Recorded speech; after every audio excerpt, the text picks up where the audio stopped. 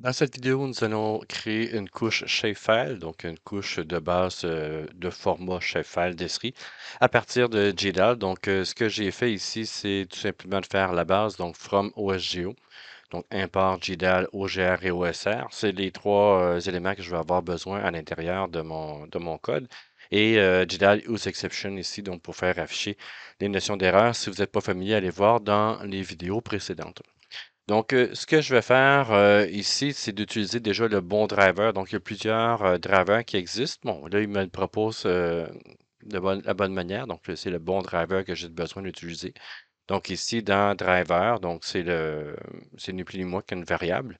Donc, je vais utiliser dans l'OGR, get driver by name. Donc, il y a plusieurs éléments. Donc, encore là, si vous n'êtes pas familier, allez voir les vidéos précédentes pour voir quel type de format de fichier euh, que je peux ouvrir, donc que je peux aller lire et écrire. Ici, ben, en mettant Esri Shapefile, ça me permet de travailler avec ces informations-là. Donc, ce que je vais faire ici, ben, la donnée source n'est pas là. Donc, j'ai plusieurs shapefiles dans le même répertoire, mais je vais créer un nouveau shapefile dans lequel je vais créer un nouveau champ, une nouvelle géométrie. Dans ce cas ici, ça va être un point, donc c'est un point de touristique, donc je vais rajouter. Et donc, tout ça va se créer. Il va me créer un fichier shapefile. Donc, autrement dit, les fichiers, le fichier SHP et aussi tous les fichiers qui sont apparentés, donc au moins la base. Donc le SHP, SHX, le DBF et le PRJ. Et évidemment, il y a d'autres fichiers aussi qui peuvent se mettre en plus, donc ils sont facultatifs. Donc dans ce cas-là ici, ce que je vais faire, c'est que je vais marquer données ici, source. Donc, je vais me faire une nouvelle donnée. Donc, j'ai pris une donnée source comme variable. Donc, ça pourrait être n'importe quoi. Et ça va être dans driver ici. Donc, il me le propose déjà. Driver.create data source. Ici, mettre données.shp. Donc, c'est pas ça que je veux, moi. C'est touriste. Donc, que je veux mettre. Donc, autrement dit, ça va me créer un nouveau fichier tourisme ici. Et à partir de là, ben, je vais commencer à définir, évidemment, dans la notion du shapefile, je dois définir plusieurs informations et à commencer aussi par la référence spatiale. Donc, je vais garder ça hyper simple. Donc, je vais mettre la référence spatiale 4326, donc c'est du WGS 84. Donc, autrement dit, des unités en latitude, longitude. Mais évidemment, on pourrait mettre ce que l'on veut comme référence spatiale sans problème. Donc, je peux marquer SRS. Souvent, c'est ce qu'on utilise comme variable. Encore une fois, vous pouvez mettre votre propre référence spatiale et votre propre variable pour la référence spatiale, je devrais dire. Et dans OSR, donc c'est pour ça ici que j'ai importé OSR. Donc, OSR ici, c'est un sous-élément de l'OSGeo dans lequel il existe la notion de référence spatiale. Et je dois mettre ici à l'intérieur de ça, donc la bonne référence spatiale. Donc moi, ce que je fais, c'est que je vais créer une nouvelle référence spatiale. Donc elle est vide pour l'instant, même si je n'ai pas encore roulé le code. Lorsque je vais rouler le code, ça va me créer un élément de référence spatiale sans information, donc juste le contenant, mais pas de contenu. Et à l'intérieur de ça, ce que je vais faire ici, ça va être scrs.import. Donc ici, import from EPSG 4326. Donc le EPSG, c'est un numéro d'identifiant unique pour les références spatiales. Donc c'est une compagnie, je pourrais dire, là, donc un organisme plutôt que je devrais dire, qui s'occupe de mettre de tout recenser les références spatiales qui existent et de lui attribuer des numéros d'identification uniques. Donc, numéro d'identifiant unique et 4326 correspond ni plus ni moins qu'à WGS 84. Donc, vous pouvez aller voir sur le site de EPSG et ça permet d'aller chercher le numéro, donc l'identifiant unique pour la référence spatiale. Donc, une fois que ça c'est fait, bien évidemment, je vais me créer une couche. Donc, c'est un peu drôle à dire, mais c'est comme si je faisais une nouvelle couche à l'intérieur de la couche ici, tourisme. Donc, ici, autrement dit, ça fait seulement créer le nom de fichier. Et ce que je vais faire ici, c'est d'aller chercher ici dans la couche, donc de dire ici que je vais créer une nouvelle couche qui s'appelle tourisme. Un peu comme si je donnais un nom à la classe d'entité à l'intérieur du fichier. Donc, ici, ce que je vais faire, ça va être données sources.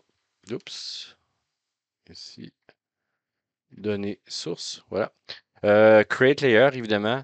bon, tourisme est déjà là et je dois lui mettre quoi ici? Ben, ça va être SRS, donc autrement dit, c'est la référence spatiale. Et je dois lui donner ici, dans l'OGR, c'est un identifiant, donc c'est une constante. Et ici, moi, ça ne sera pas des polygones que je vais avoir, mais ça va être des points. Donc, je pourrais mettre des lignes ici, mais ça va être des points. Donc, il me propose ici, c'est PyCharm qui me permet de faire ça. Donc, il me propose des éléments. Et bon, dans ce cas-là, ici, il faut que je le surveille parce que c'est pas tout à fait ce que je veux là-dessus. Donc, au moins, il y a une aide à la programmation, mais qui n'est pas, qui est pas tout à fait optimisée, puis c'est bien comme ça. Donc, ce que je vais faire aussi là-dedans, donc, quand on crée un nouveau shapefile, on a le nom, la référence spatiale, le type. Donc, ça, c'est parfait. Et maintenant, il va me rester à rajouter les fichiers. Donc, champ ici, je vais me mettre un champ avec un nom, bon, pour désigner une information. Donc, champ nom, autrement dit, ça va être égal à quoi? Je vais utiliser ici OGR. Et dans l'OGR, ben, ce que je vais faire, c'est que je vais faire un field definition. Autrement dit, c'est que je vais faire une caractérisation d'un champ en question et je dois lui mettre son nom et son type à l'intérieur. Un peu comme on fait à la création d'un shapefile ou dans n'importe quel autre type de données, entre autres, là. Donc, ça permet de renseigner les choses de base. Donc ici, ça va être quoi? Ça va être dans Field Definition. Et le champ nom, bien évidemment, c'est pas ça que je vais avoir. Moi, j'aimerais savoir le nom du champ qui s'appelle nom. Et OGR, ici, c'est encore une fois, ça va être une constante. Donc ici, string. Je pourrais mettre real si je voudrais. Je pourrais mettre d'autres éléments. Mais dans ce cas ici, ça va être string, tout simplement. Je peux lui définir aussi une certaine largeur, donc de définir un maximum d'éléments que je veux mettre là-dessus. Donc, par exemple, ça serait, ici, je vais mettre ici champ nom comme ça. Donc, je le mets en camel case. Champ nom ici va être égal à quoi? Et là, je peux faire ici, c'est peut-être plus 0.7 width, donc la largeur, définir une largeur. Combien de largeur je vais avoir en termes de caractères pour ce champ-là? Par exemple, je vais avoir 50. Donc, on peut mettre d'autres choses, mais dans ce cas ici, ça va être 50 de limitation. Donc, évidemment, je vais faire la création du champ. Donc, je vais aller chercher la couche nouvellement créée. Donc, couche qui est ici, donc qui provient de ça. Et là-dessus, ce que je vais faire, ben, j'ai une méthode qui me permet de faire create field. Donc, couche.create field, field ici. Et à l'intérieur de ça, ben, qu'est-ce que je veux faire ici pour créer le champ? Ben, je vais aller chercher ni plus ni moins que la variable que je vais utiliser pour créer le champ. Donc, évidemment, là, c'est seulement qu'un champ, mais si je veux avoir plusieurs autres champs, ben, je dois procéder de cette manière-là. Donc, ça, c'est possible d'être utilisé. Donc, une fois que ça a été fait, ben évidemment, j'ai la structure, donc et j'ai ma base ici qui est là. Et à partir de là, ben, ce que je vais faire, c'est que je vais me créer mon entité et les informations qui vont aller à l'intérieur des champs. Donc, je peux faire ici création d'un enregistrement, tiens, enregistrement qui est ici. Et là-dessus, ben, je vais me faire, mettons, entité ou enregistrement. Donc, j'ai mis ici entité. Va être égal à quoi? Ben, ça va être égal à OGR, donc c'est le module général à l'intérieur de OSGeo qui me permet de créer une nouvelle entité, une feature. Et dans le feature ici que je dois mettre, c'est couche.getLayerDefinition. Donc, autrement dit, c'est d'aller chercher la structure que j'ai créée auparavant. Donc, ici dans couche, on l'avait déjà utilisé cet élément-là. Donc, aller chercher la layer definition. Et à partir de ça, une fois que j'ai ce carcan-là, si on veut, là, cette structure-là, ce que je vais pouvoir faire, ben, c'est de rajouter les informations. Donc, je vais commencer par rajouter les informations du champ que je veux.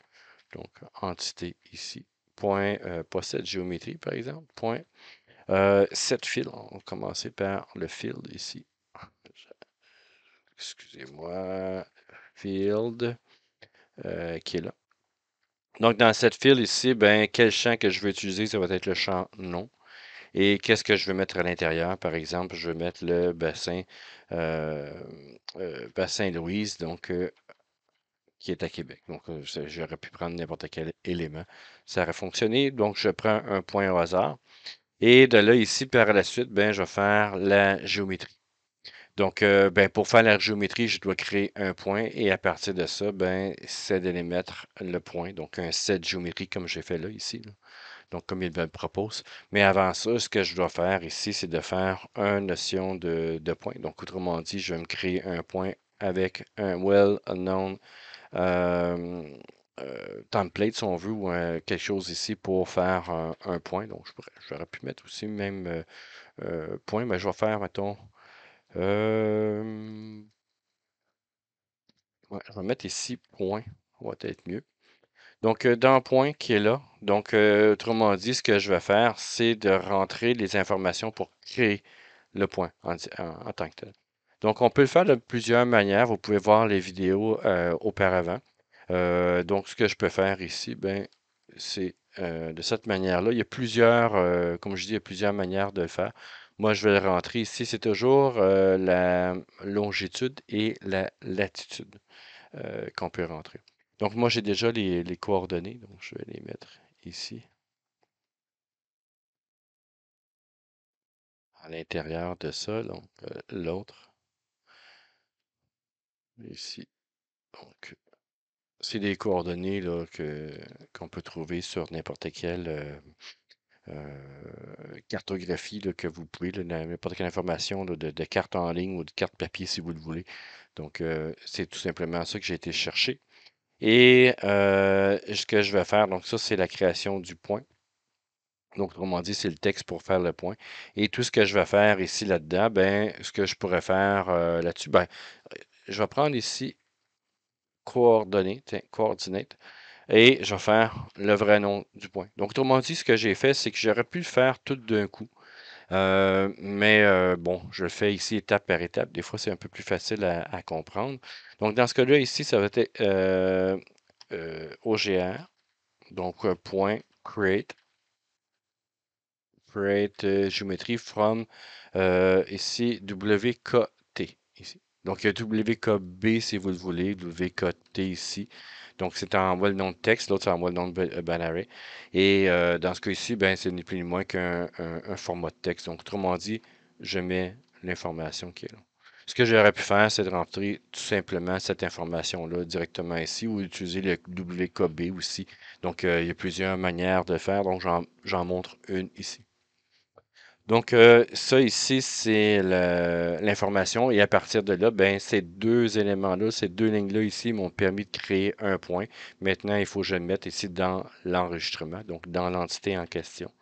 Donc, entité.set géométrie quoi, point. Donc, ça, c'est parfait. Et à l'intérieur de ça ici, qu'est-ce que je dois faire? Ben, c'est de créer l'entité. Donc, autrement dit, ce que je fais, c'est couche, donc create feature, entité. Donc, autrement dit, ça crée l'entité. Quand ça crée l'entité, ben, ça va me créer aussi mon information qui est là. Donc, en faisant ça ici, donc en faisant play, oups, il me dit qu'il y a des données qui sont corrompues à la ligne 18 ici, où j'ai un create geometry from. On va aller voir qu'est-ce qui se passe. WKT ici. Il y a quelque chose coordonné. Ça devrait être bon en principe. Point .ogr, point .create géométrie comme WKT. On va le réessayer. Pourquoi il a de l'air d'avoir fonctionné ici? Tourisme. Corrupt data. Point. Ah, je pense qu'il n'y avait pas de virgule ici, c'est pour ça. Je vais le refaire. Ouais, c'est ça. Donc, il n'y a pas besoin de mettre de virgule, c'est mon erreur ici. Il devrait avoir écrasé le fichier tourisme. On va aller voir. Ce que je vais utiliser ici, ça va être du QGIS pour aller voir les informations. Donc, je vais le charger pour vérifier. Est-ce que ça a fonctionné? Donc, je vais faire un nouveau projet. On va rajouter la base. Donc, on est un coin de la ville de Québec. Donc, le bassin Louise, c'est ni plus ni moins que cette partie ici, là. Ben, tout ça ici, excusez-moi. Donc, et ce que je vais aller chercher, donc, dans ces temps et à l'intérieur de ça, je devrais avoir démo ici, GDAL démo et tourisme. Donc, c'est ce que je viens de créer et en le rajoutant par-dessus. Voilà. Donc, c'est le point que j'ai rajouté et en ouvrant le point en question, donc ouvrir la table attribut Bassin Louise. Et je pourrais en faire un autre de ces éléments-là. Donc, je pourrais dire ici que je voudrais avoir la place, par exemple, des canotiers. Pourquoi pas? Donc, ici, ce que je peux faire, copier les coordonnées, donc en 4326. Et d'une manière très de base. Donc ici, bon, c'est pas la meilleure pratique à faire, mais c'est juste que pour vous montrer que je peux rajouter un deuxième point. Absolument, on va lire un point ou une série de données dans un autre fichier ou dans quelque chose. Là, ici, ce que j'ai fait, c'est tout simplement de faire copier-coller les informations en utilisant les informations de la nouvelle coordonnée du point de la place des canotiers. Et ce que j'ai fait, donc, j'ai mis entité 2, donc set field, donc j'ai rajouté l'information sur le champ, le nouveau point avec les bonnes coordonnées copiées, création de la géométrie avec le well-known text ici, et cette géométrie create feature. Et en faisant ceci, donc, il va réécraser tourisme. Donc, code 0, ça veut dire que ça a été fait au complet. Et de là, si je rouvre mon QGIS, donc, ça devrait s'ouvrir. Donc, si vous avez des données, pendant que ça s'ouvre, si vous avez des données qui proviennent d'un autre format, par exemple un format CSV ou un format JSON, n'importe quoi, vous pourriez les faire boucler à l'intérieur de de votre, de votre code Python et de pouvoir les insérer à l'intérieur d'un type de fichier. Donc, dans ce cas ici, c'est du SRI Shellfile. Et si vous regardez, j'ai un point ici, Bassin Louise, Place des Canadiens, qui est là. Et évidemment, en ouvrant la table d'attributs, ben, j'ai mes deux informations. Donc, on peut voir en jaune ici, Place des Canadiens. Donc, c'était bien fait. Donc, c'est un petit exemple rapide pour, euh, pour la démonstration, donc pour faire la création de données à l'intérieur d'un champ file. Donc, vous pouvez utiliser évidemment d'autres types d'entités, donc des lignes ou des polygones. Vous pouvez créer aussi d'autres types de champs que j'ai fait. Donc, j'ai mis texte ici et je vais vous mettre aussi en documentation, donc dans la documentation de la vidéo, les quelques liens URL donc pour pouvoir aller chercher de la documentation externe de ce que j'ai fait comme démo. Donc, si vous voulez en savoir plus, vous allez avoir accès à la documentation.